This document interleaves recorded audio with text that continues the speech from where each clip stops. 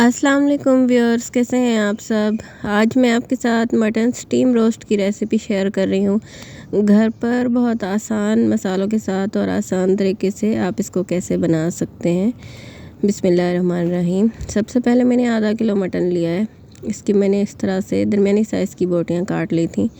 इसमें 1 टेबलस्पून डालेंगे हम अदरक लहसुन का पेस्ट और 1 टीस्पून नमक और 2 टेबलस्पून इसमें सिरका डालेंगे, वाइट विनेगर, और अच्छी तरह से इसको मिक्स करने के बाद हम इसको 2 घंटे के लिए छोड़ देंगे। यानी कि सिरका, लहसुन, अदरक और नमक के साथ हमने इसको मैरिनेट करना है 2 घंटे। देखिए अच्छी तरह से इसके ऊपर लगाने के बाद हम इसको 2 घंटे छोड़ देंगे। 2 घंटे के बाद हमने ऑयल लाइट सा गर्म करना है और इसमें तमाम बोटियों को एक बार हल्का सा फ्राई करके निकाल लेंगे ताकि इसका कलर थोड़ा चेंज हो जाए और कच्चापन थोड़ा सा ख़त्म हो जाए। इसको निकाल लेंगे हम छलनी में ताकि एक्स्ट्रा ऑयल निकल जाए। सारी बोटियों को इसी तरह से आपने इसमें फ्राई कर लेना है। फिर इसको निकाल के इसका ऑयल निचड़ने देंगे और तब तक हम इसका मसाला तैयार कर लेंगे। 2 टेबलस्पून लेना है हमने दही, इसमें 1 टीस्पून नमक, 2 टीस्पून लाल मिर्च पिसी,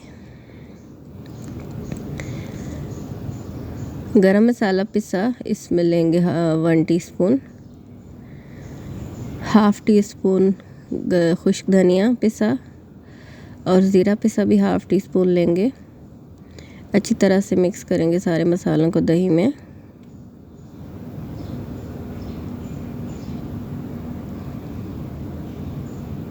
जर्दे का रंग डालेंगे थोड़ा सा हस्बे ज़रूरत कलर देने के लिए। अच्छी तरह से मिक्स करके इसमें हम गोश्त को डाल लेंगे। मसाले को बोटियों में अच्छी तरह से मिक्स करेंगे और आधा घंटा छोड़ देंगे ताकि मसाला इस पर अच्छी तरह से लग जाए। देखिए अच्छी तरह से इस पर मसाला लग चुका है।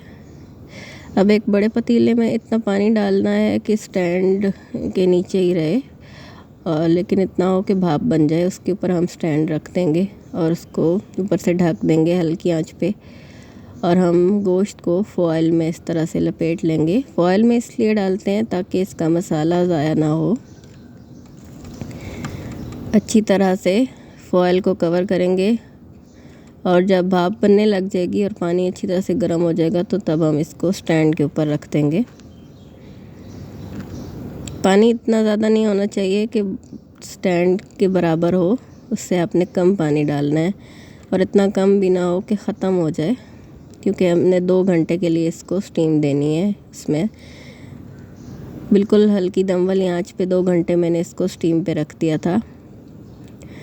2 घंटे के बाद हम इसको निकालेंगे और चेक करेंगे कि ये गल गया है या नहीं। और ये बहुत ही अच्छा गल गया था, बिल्कुल सॉफ्ट और जूसी सा ये बना था। देखिए कितनी अच्छी तरह से ये गल चुका है।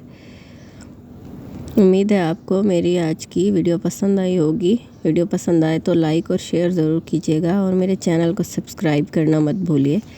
वीडियो देखने का बहुत शुक्रिया। अल्लाह हाफ़िज़।